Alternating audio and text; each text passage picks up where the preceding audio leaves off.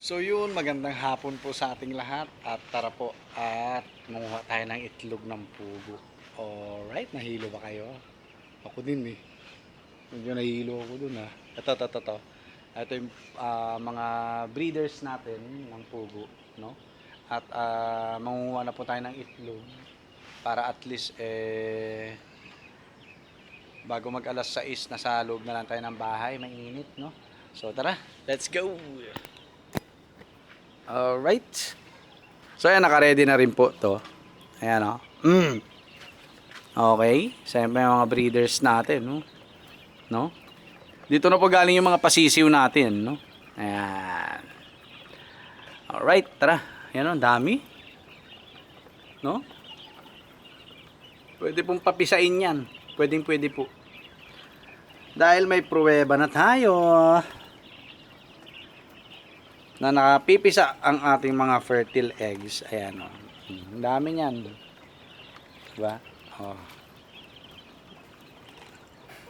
Okay. Uy. Pera na naman to, boy. No? So 80 pieces natin. 50 pieces natin is 80 pesos. Yan. 100 pieces, 130. Yan. And 150 add 50 pesos. Yun na lang po, no? Para mas madali. Yan, no? Lalaki, oh. Tingnan nyo naman yan. Diba? So mamaya hindi na natin bibidyohan yung mga magiging itlog pa dyan na kukunin natin. Lalaki, oh. Hindi kayo talo eh. Pwede nyo ihalo sa chapsuy, adobong baboy, adobong manok. Pwede po, no? Tokneneng quick. Ayan, no? Iisa lang naman yun eh, no? Ayan, no? Money na naman. Ito naman yun nasa taas natin ng mga breeders. Yan. Wala na yung sumabog yung puwet. Para naka-recover. Bumalik yata yung ano niya. Ito yata siya eh, oh. Oo nga, siya nga yata yan. Pa-recover, boy. Muntikanan ko na iprito. Ayan, oh. Malalaki. Lalagyan na natin sa tab 2 para ready to ikot na tayo, no? Para halimbawa, pag may pasok na tayo, nakatab na sila, no?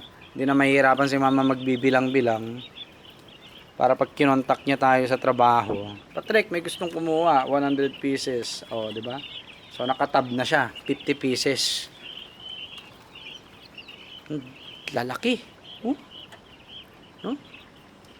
Thank you. Thank you mga bebe. Laki ng bill natin, no? 3.7 boy. Halos saka mga itlog na lang nila galing yung pinambayad natin ng bills mo eh. Yes po, no? Laki ng tulong ninyo. Kaso nga lang 8 months ko lang kayo makakasama, no? Bale, meron kayong mga anak 25 yun, no? Alright. Isa tayong itlog ng manok. Actually, dalawa to, no? Nauna na tayo ni mama. Doon naman yan eh, lalagay. Ayan, no? So, ayan po, no? Fertile eggs din po to, no? Sa totoo lang. Pwede nyo pong isa lang sa incubator. Dahil may mga lalaki at babae dito sa ating, ayun pa, oh. Meron po mga lalaki at babae dito sa ating, kalang kunin na natin yun.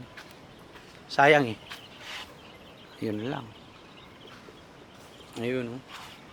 Tulak na natin yan. Ayan. Sayang kasi eh. Ba? 150 din yan. Minsan kasi po, pag napagtripan nila, tinutuka-tuka nila eh.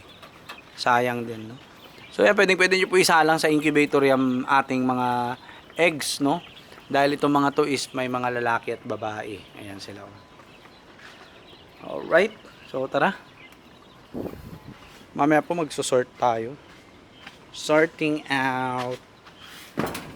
Bigay muna natin kay mama tong itlog. Kasi yung mga itlog ng manok, since dadalawa pa lang yung nangingitlog, ang konsumo muna namin, no?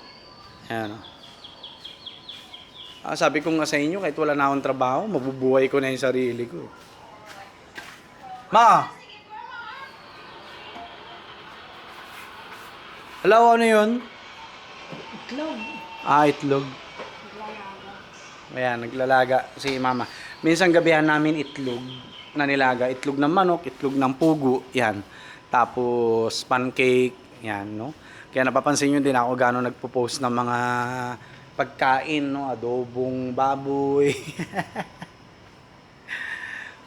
Okay. So ngayon, magkakanin tayo, no? Daing na bangus ang ulam, no? So ayan, mamaya magsusort out tayo, no? At samahan niyo po ako.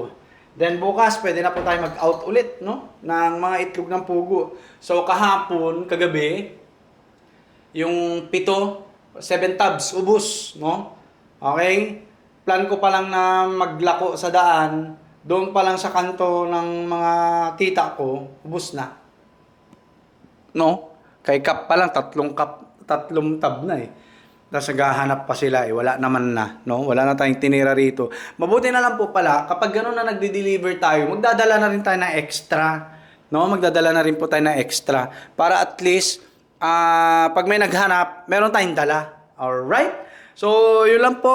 Mamaya, i-ano natin yan, isusort out natin. Alright? Yun o. O, tignan nyo naman yan o. Fresh na fresh. Kitang-kita nyo naman kung paano natin kunin doon. Yan, kahapon lang natin na collection yan. Ito ngayon. Alright? So, yun lang po. God bless.